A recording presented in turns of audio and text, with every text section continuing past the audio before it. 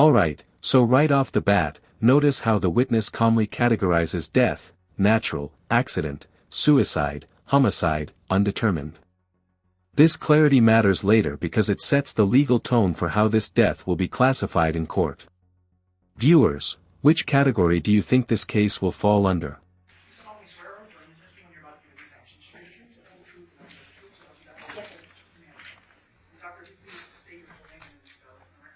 First name is Stephanie, Stephanie. Last name is Yagi, Yagi. Thank you. Ma'am, what do you do for a living? I am a medical examiner at the Clark County Coroner's Office. And how long have you been so for? About 3 years. What is it that you do on a day-to-day basis at the medical examiner's office? So my role, my primary role at the medical examiner's office is going to be determining cause and manner of death in any sudden, unexpected, violent, or suspicious deaths.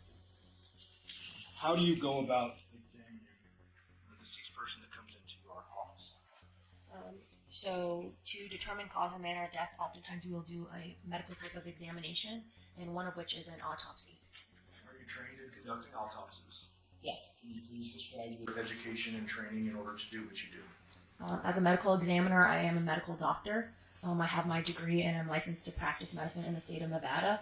I am also board certified in anatomic, clinical, and forensic pathology. And if you didn't say already, how long have you been conducting autopsies with the Clark County Coroner's Office? About 3 years. You mentioned the terms cause and manner of death. Yes. What is the cause of death?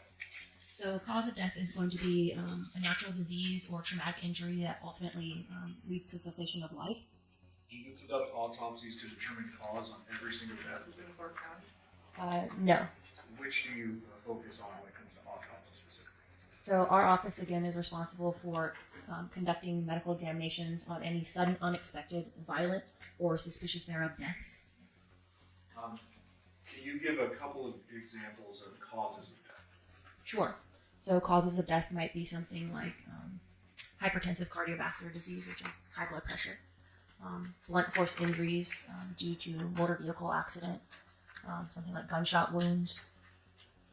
Is there a difference between a cause of death for your purposes and the mechanism of death? Yes. Can you describe that for the jury? So the mechanism of death is more what's happening inside your body, so the pathophysiology of a particular disease process or traumatic injury, where a cause of death is going to be the overarching event that led to death. You also mentioned the term manner of death. What is that? Manner of death is how the circumstances of the death arose. It's a categorical determination, of which we have 5. So those are going to be a natural, accident, suicide, homicide, or undetermined. When it comes to homicide, what does that term mean? For us, homicide is death at the hands of another. And what is the undetermined mean? Undetermined is for situations where we can't make a determination. So it is either unknown or we can't determine between one or more other mechanisms or manners of death. Hold up, the body was received without a head. That instantly escalates this case from a typical forensic review to a potential homicide investigation. Anytime a decapitation is involved, prosecutors start thinking about post-mortem concealment, someone trying to hide identity or evidence. We'll get back to that in a moment. In your prior testimony, you mentioned the term autopsy, and I think I glossed over it. What does an autopsy actually entail? So an autopsy is a medical type of examination. It has multiple parts, the first of which is going to be an external examination. So we look at the body. We document any identifying features, eye color, hair color, tattoos, any external trauma or injuries that we can see with our eye. Then we'll move on to an internal examination where we open the body in a surgical-like fashion. We again inspect the internal organs for things like natural disease or trauma and injury. The autopsy also includes ancillary testing such as like toxicology testing. We can do imaging like x-rays. We can get other consultations as we see fit, as well as look at tissue under the microscope if needed. And I would presume that every autopsy is a bit different, determinative of what types of testing you're going to conduct. Yes, so we perform these things on a case-by-case basis. I want to bring your attention back to August 8th of 2023. On that date, did you receive a body ultimately identified as Jonathan Willett? Yes. And was that your work documented under Clark County Coroner's Office case number 23-04811? Yes. What was the condition of John's body and how did you receive it? So the body is received at our office in a sealed body bag. Once the seal is broken, the body undergoes forensic processing and goes through the autopsy procedures that I've previously discussed. At the time of that external examination that I performed, there was absence of the head of Mr. Willett's body. While the autopsy process is occurring, are you or other staff photographing the body? Yes, photographs are taken at every step of the process of the autopsy examination, which are done by our forensic technicians. Those forensic technicians, do they go hands-on with the body at any point during the process? Yes, our forensic technicians are actually responsible for moving the body and eviscerating the body, which is, again, doing the internal examination work. Right here, we get a crucial detail, the diamond weave burn pattern that matches the mattress. That's forensic gold. It physically ties the victim's body to the exact location it was found. If you're a defense attorney, this is the moment your stomach drops. Internal dissection portion of the exam. Do those forensic technicians work in tandem? Do they work alone? What is the common process? The forensic processing is usually done by the forensic technician in singularity prior to the exam, and during the exam, we do work in tandem with the forensic technician. So, weird question, but I have to ask it. What percentage of your forensic techs are female? Currently, at this time, 100% of our forensic technicians are female. And is it common for those female forensic technicians to flip bodies on their own? Yes. All the time? Quite often. In this particular case, you and forensic techs documented the process of the autopsy and have moved to the admission of 464 through 494, Judge. No, Your Honor. Thank you. May I publish? Yes. Starting with 464, what are we looking at here? So this is a photograph of Mr. Willett as received in the body bag. 465, is that his lower body? Yes. What are these items on his hands? These are bags to conceal possible trace evidence that are placed on the body at the scene. During this process, do you measure the body? I personally do not, but the body is measured, yes. Yeah, and when I say you, I sometimes mean the team. Somebody in the process measures the body, correct? Yes. In this particular case, what were the body's measurements? The length was measured at 68 inches and the weight 169 pounds. So his body as received is 169 pounds, correct? Correct. I would presume it would be more if his head was attached. Yes. Do you know the average weight of a human head? Probably on the line around 10 pounds. During your external examination of the body, what general things did you notice? So, as previously stated, there was the absence of the head and upper neck, as well as there were some changes to the front side of the body that were consistent with some kind of chemical type burns. Back to 464. If you could point to what you mean by chemical type burns. So all along the front of Mr. Willett's body, we have changes of the skin, which again are consistent with a more chemical type burn. Are all of the changes or the discoloration in the skin we're seeing those chemical burns, or is there something else going on? There is additional to the burn type pattern. There's almost like a diamond weave type pattern that you can see on predominantly the chest, which is actually consistent with the pattern that was seen on the mattress where Mr. Willett's body was found. Ma'am, what is lividity? Lividity is the postmortem pooling of blood in the gravity-dependent areas of the body. And what is slippage? Slippage is a term that we use for the appearance that the skin can show when there's separation of the top layer of skin that happens. Does that typically happen post-mortem? Yes. Showing you the front of John's right arm. You see that there? Yes. What are we looking at here? So this looks like to be an area of some postmortem changes, which could be, as previously described, some area of skin slippage.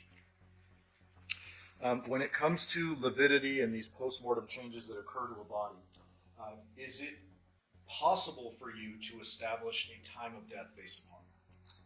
Sometimes. Okay, what do you mean by that? So there are a lot of factors that we need to evaluate for determining time of death. Most of these factors are highly variable, which includes things like the actual decedent's natural state of health. In addition to that, the environment that the body is found, things like... And there it is, the pathologist confirms the decapitation happened after death. That's major. It shifts the narrative. Whoever did this wasn't killing in the moment, they were covering up, dismembering, and staging after the fact. Chilling, right?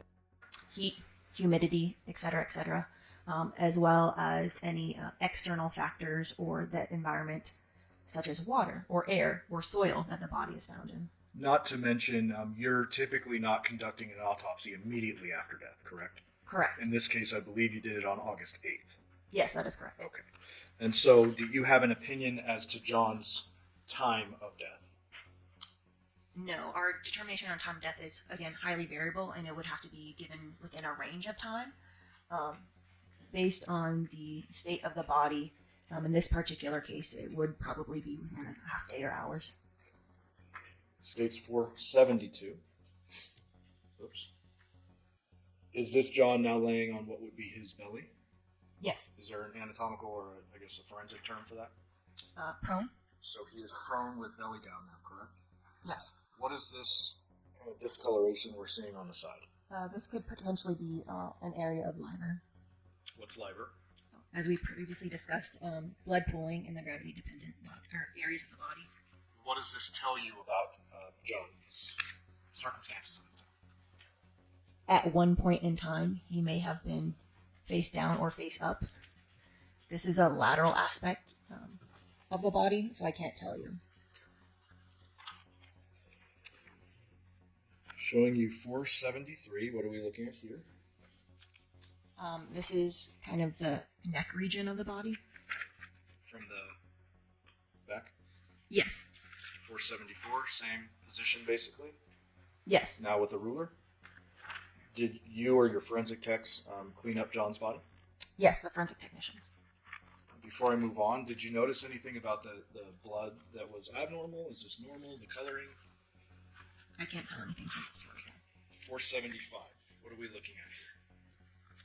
So this is now a cleaned up photograph of that same area, the neck region from the back. Is there anything notable to the back of the neck? Yes. What is that? So in this photograph, you can see that there are some superficial incised wounds that are somewhat parallel to the main area of defect at the neck here.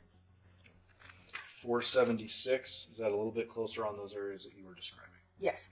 What does this tell you, if anything, as a forensic pathologist? This may indicate there were previous attempts to use a sharp force injury in this area. Previous to the decapitation itself? Yes. Did you document John's hands? Yes. 478. Is that his right hand? Yes. 479, another angle of his right hand. Yes. 480, same thing, another angle. Yes. 481, inside of John's right hand. Yes. Did you observe any bleeding injuries to his right hand?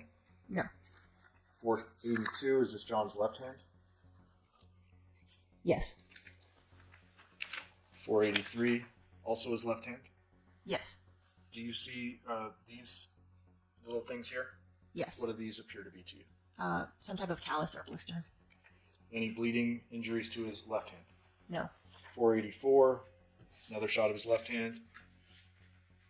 Correct. 485, the inside of his left hand. Yes. And what are we looking at here? Again, I would consider these blisters or calluses. Any bleeding injuries to his left hand at all? No.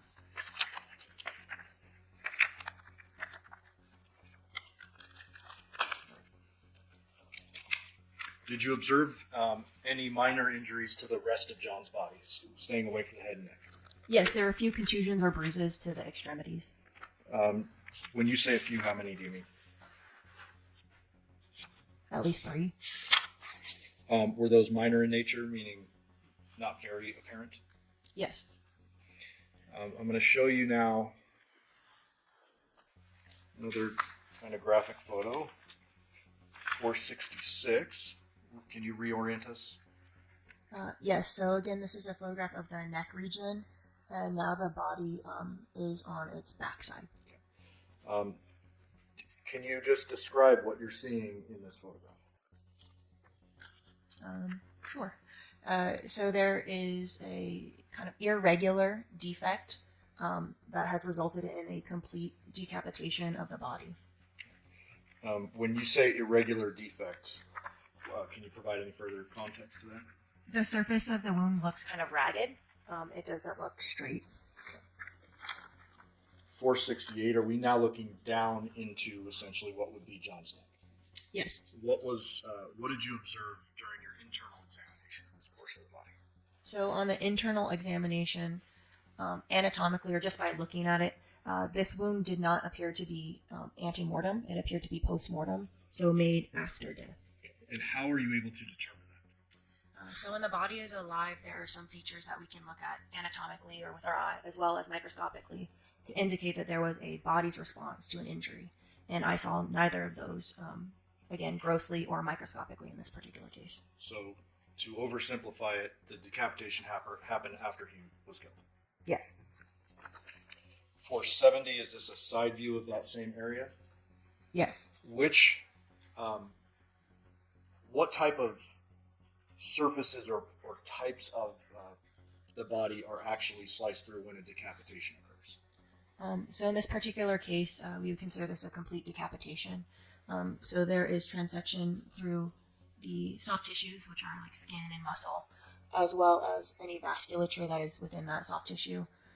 In this case as well, the decapitation went through the spine, so both the bony parts of the spine as well as the spinal cord, as well as the structures in the neck. So again, the muscle, soft tissues of the neck, as well as kind of the throat area. States 486, what are we looking at here? So this is an internal photograph of that same area, taken from the front side of the body. What is the purpose of you eviscerating the skin and taking these photographs?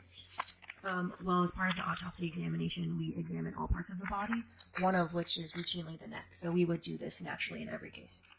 Did you see any evidence of strangulation with what was left of the neck? No. What would you expect to see in the event of strangulation? So in some strangulation cases, findings that are suggestive of that would be intramuscular hemorrhage of the anterior neck muscles, as well as sometimes we can have fracture of the hyoid bone, which is a bone in the neck. And is the hyoid bone in this particular case gone? Yes. So you weren't able to examine the hyoid bone, but you didn't see any of that hemorrhaging you just described? Correct. When it comes to eviscerating a body, is it common for you to use tools? Yes. Do you use mechanized tools or just hand-powered tools? Interesting moment, GHB was detected but at natural levels. For context, that's the same chemical often linked to party drugs or sedation. The jury's probably paying attention here, because that finding could have changed everything if the levels were higher. Both. When you use mechanized tools, do you get blood splatter in your face? Not me personally. Okay. Are there times in which there will be splatter? Yes. How so? So if a saw is being used and there is active bleeding, say within the brain or within the head, sometimes as part of the technique of taking off the skull cap, blood could splatter. When there's active bleeding inside the head? Yes. Okay. If someone is dead, how is there active bleeding inside the head? Well, there is blood within the cranial cavity, and the sheer mechanism of the saw can splatter blood. Got it. When it comes to the autopsy process, is there ever a time in which you need to decapitate a body. No. Okay. So that's not a thing that you actually would have to do. No. And so, in this particular case, did you use tools to take some items out of John's body to forward on to someone else? Yes, tools were used. What type of body parts are you removing? So as part of this particular examination, segments of the cervical spine were removed for a forensic anthropology consultation. States 488, is that one of the sections? Yes. And 488. And 489, is that the same section? Was it one section you took or multiple? Multiple cervical vertebrae were taken out. States 490, are those the cervical vertebrae that were taken? Yes. And 491, what is this little piece here? I don't know. Okay. Was this obviously removed from the body Yes. and provided to the forensic anthropologist? Yes. And is that Dr. Jennifer Burns? Yes.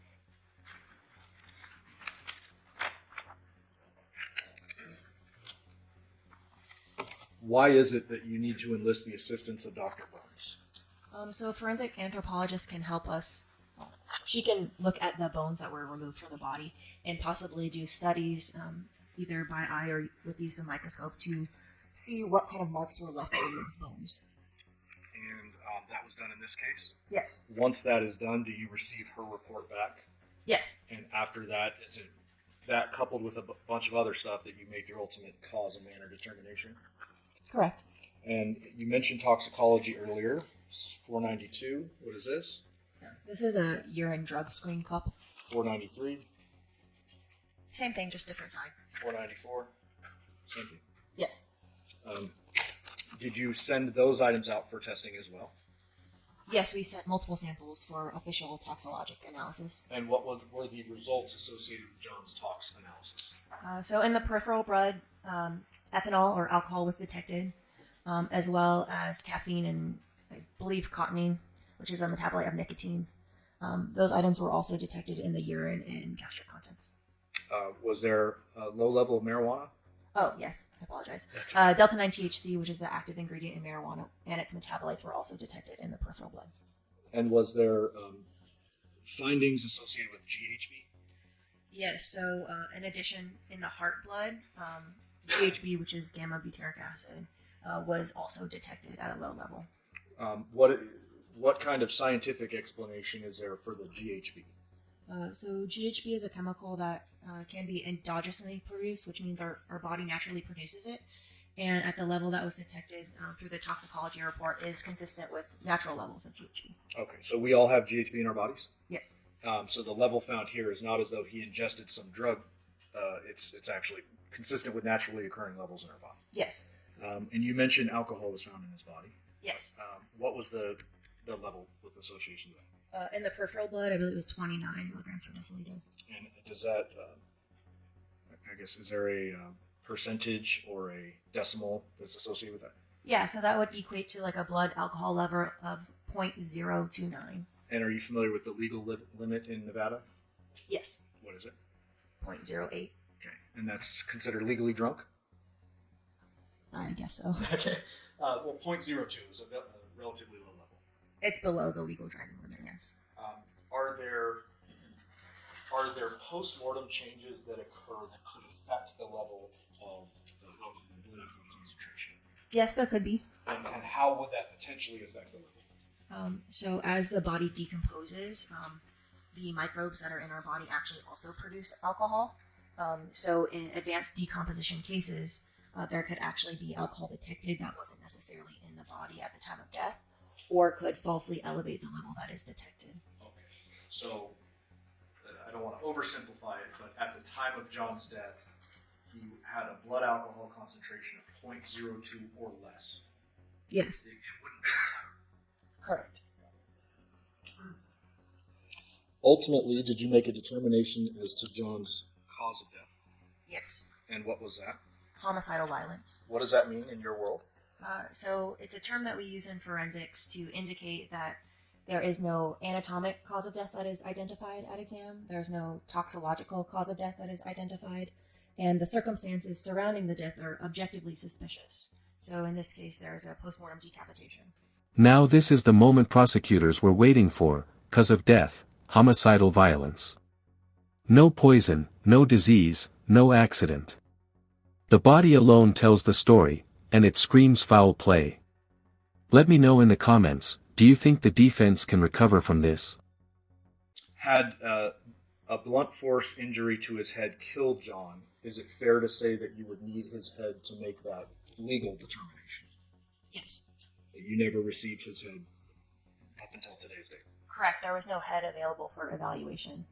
And ultimately, what did you determine was John's manner of death? Homicide? Thank you. I'll pass it to you.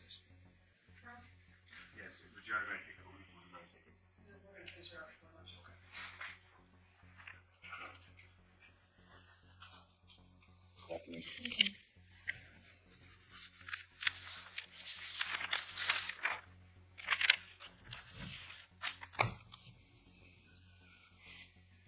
In reference to your testimony concerning lividity, start with that, the beginning of your testimony. Just walk through this.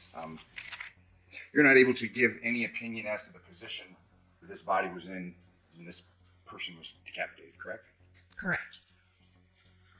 Can't say if the body had been moved or anything like that based upon your review of the body. Correct.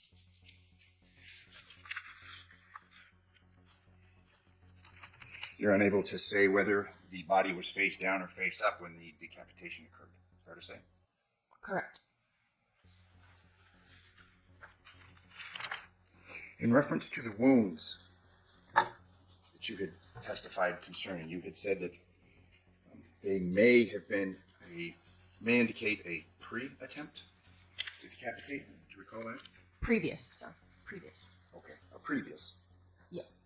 Could have been a post, though, and you can't say for sure one way or the other, correct? Correct. So that's an assumption. Yes.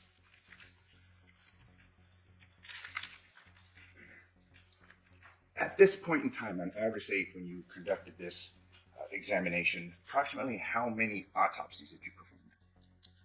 At that time, I would estimate maybe 500-600 autopsies. Okay. How many years had you been conducting autopsies when you conducted this autopsy? 2023. 2 years. 2 years. However, due to these, perhaps can we say, out of the ordinary circumstances, this was sent to a Dr. Burns. There were tissue samples and things sent to Dr. Burns. Fair to say, the anthropologist? The bones were sent, yes. Some bones were.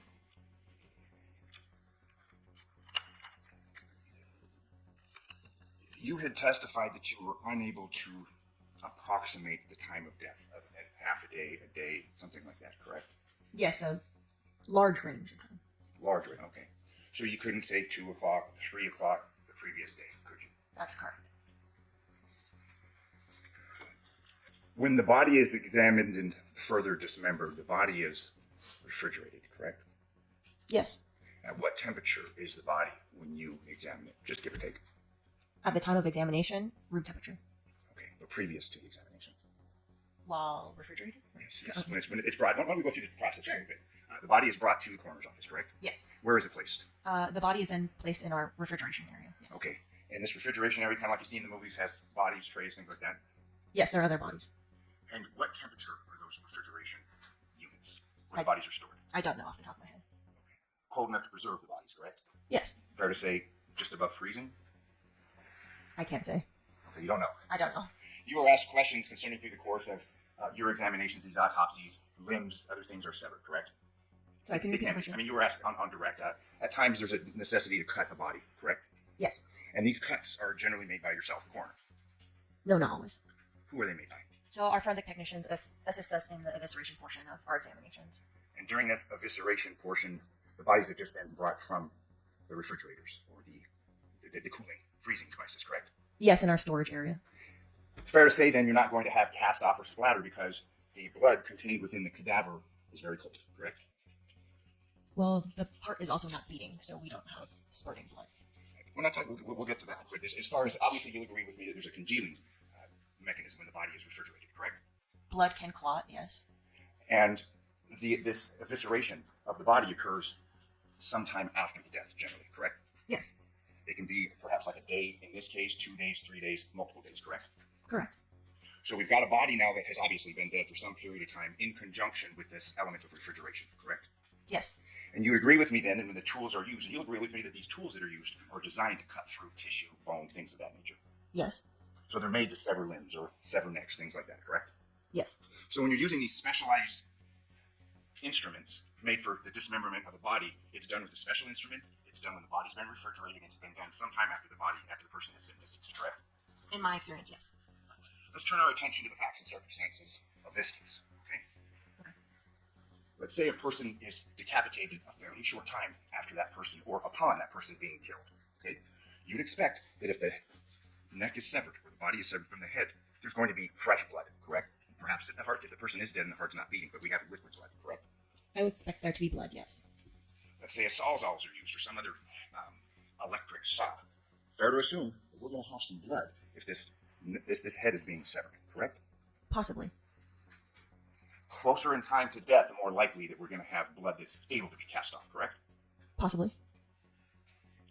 And we're not talking about a slight possibility, we're talking about a real possibility, aren't we?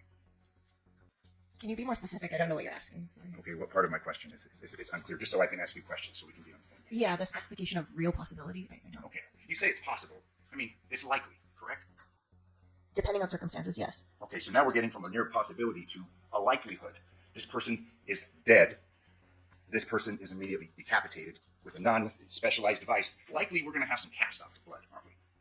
I wouldn't say yes to cast off. There likely is blood, yes.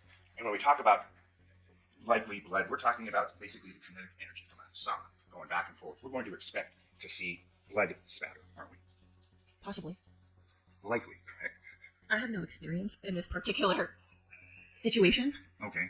so I can't give my opinion as to that. So when you're asked questions concerning when you're doing this in the very controlled circumstances of an autopsy, you can't really compare, so you can't really give an opinion. But obviously, it's more likely there's blood that's going to be spit out or sent out if a person's being decapitated close in time to their death, correct? Possibly. Okay. You would agree with me that you can't say to any degree of medical certainty that this person was actually dead when this decapitation occurred, correct? In my opinion, this decapitation was a post-mortem event, so yes, after death. Okay. How close in time then? Do you know? I do not know. Today you've just testified that it's homicidal. Basically, the death was homicidal in nature, correct? Yes. I believe your term was homicidal violence. Yes. But you can't tell us how this person died, correct? That is correct. There had been questions concerning, is it the hyoid? Yes, hyoid bone. And that would indicate perhaps a strangulation, correct? Yes. However, in this case, you didn't have that bone to review, correct? That is correct. I mean, you can't say if this person died choking, correct?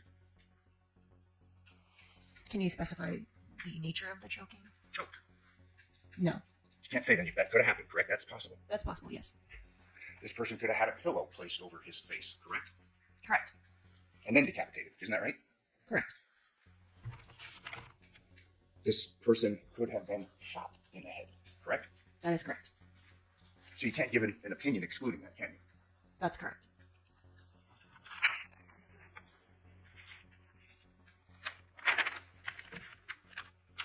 You were asked questions concerning any bleeding injuries on the body, correct? Yes. Fair to say at this point in time, this body wasn't bleeding, correct? No active bleeding, correct. I mean, the head's off, it's not bleeding, correct? Yes.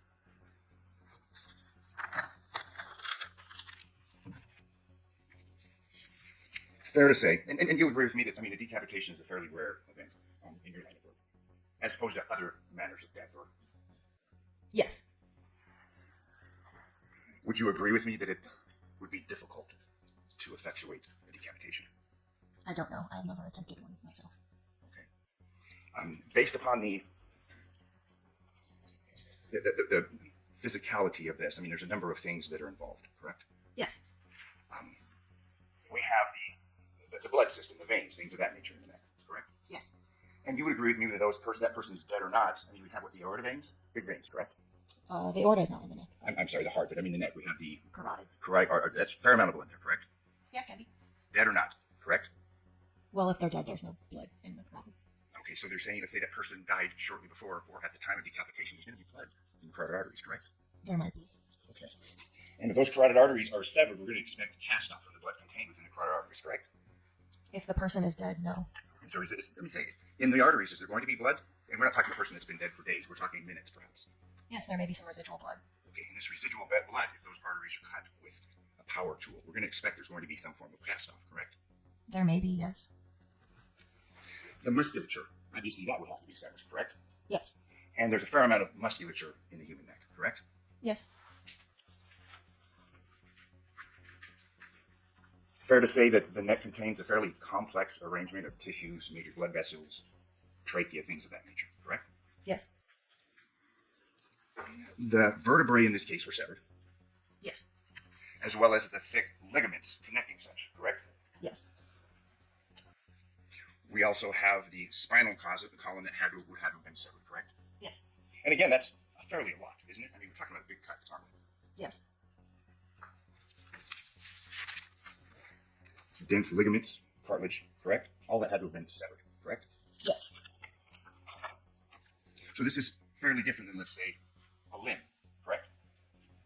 That depends. Okay, an arm. I mean, neck's a lot more going on there than an arm, correct? Yes and no. There are still some of the same elements that you see in the neck and arm, including bones and soft tissues. Okay. But would you agree with me that the neck is a more complex portion of the body than the arm? Yes. Obviously, you have the heart supplying the brain with blood, correct? Yes. So you have large arteries supplying, large arteries supplying the brain with blood, correct? Yes.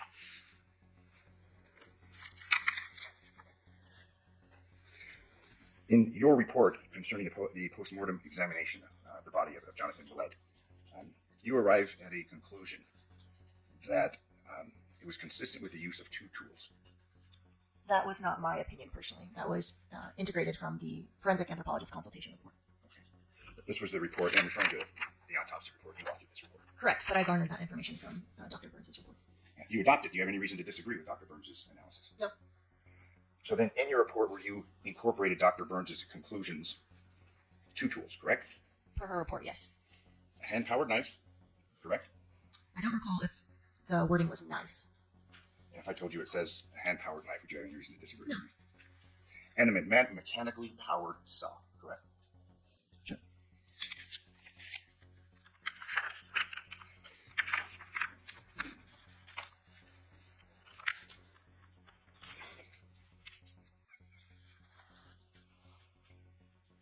In your pathologic findings, in addition to the decapitation, you also found hepatic steatosis, Correct. and that is, Fatty liver disease. you were given asked questions concerning the blood alcohol content, correct? Yes. And it's your testimony that that was the blood alcohol content at the time of death. Most likely, yes. Would that blood alcohol content changed following the time of death? It could. So, as previously discussed in the postmortem interval, there is postmortem development or formation of ethanol that can be produced by the body's microbes. So then it would be unfair to say what the blood alcohol content was actually at the time of death. Fair to say? Correct. And also that person's blood alcohol content would have to be, we say at the time of death, but then we don't know what the time of death is, do we? Not exactly. We can't say it was 3 o'clock, 3:30, anything like that, can we? No. Now, it's possible, based upon your understanding the physiology of how we process alcohol in our bodies, this person may have had a much higher blood alcohol content, let's say at 1 p.m., correct? Can you specify the time that you're using in relation to the question? Okay. You were asked a question, this person's blood alcohol, 0.02, something, remember that? Yes. 0.29 milliliters per milliliter of blood. You gave it an opinion concerning the blood alcohol, correct? Correct. But you have to know the time of death, correct? That's part of this analysis. No. Okay. My question to you now is, let's say the time of death is 3 o'clock, okay? Are you able to give us with an estimation? And I won't hold you to it specifically, but can you give us an estimation of that person's blood alcohol at 2 o'clock, assuming that person died at 3? No. Can you give us the blood alcohol content at 1 o'clock, assuming that person died at 3? No. Midnight, you can't, can you? No. In addition to the alcohol that was in the blood, you also found evidence of THC, correct? Correct. And what was the level of THC in Mr. Willett's body? I don't recall off the top of my head. Okay. Fair to say that the combination of alcohol and THC affects a person's ability to drive a vehicle? Possibly. Possibly. I'm not a clinical toxicologist. My patient population is very specific, and those patients have no clinical signs and symptoms at the time that I see them. so I cannot opine as to their behavior living with those certain levels. Very, very fair to say. So I'll ask you a more general question. You'll agree with me that the combination of alcohol and THC cause a person to be more intoxicated. I don't know. And then thirdly, you could testify concerning the presence of GHB, correct? Yes. And you opine that that may be a result just of natural antecedents. Fair to say? Yes, it's consistent with the level that we would naturally produce in our body. But you can't give an opinion as to whether or not this person had ingested drugs or GHB specifically. That's correct. So this person may have, in addition to ingesting alcohol and marijuana, this person may have ingested GHB, correct? Yes, possibly. And again, the combination of these three substances would presumably lead to an intoxicated state. It might. Again, I'm not a clinical practitioner. The other person doesn't.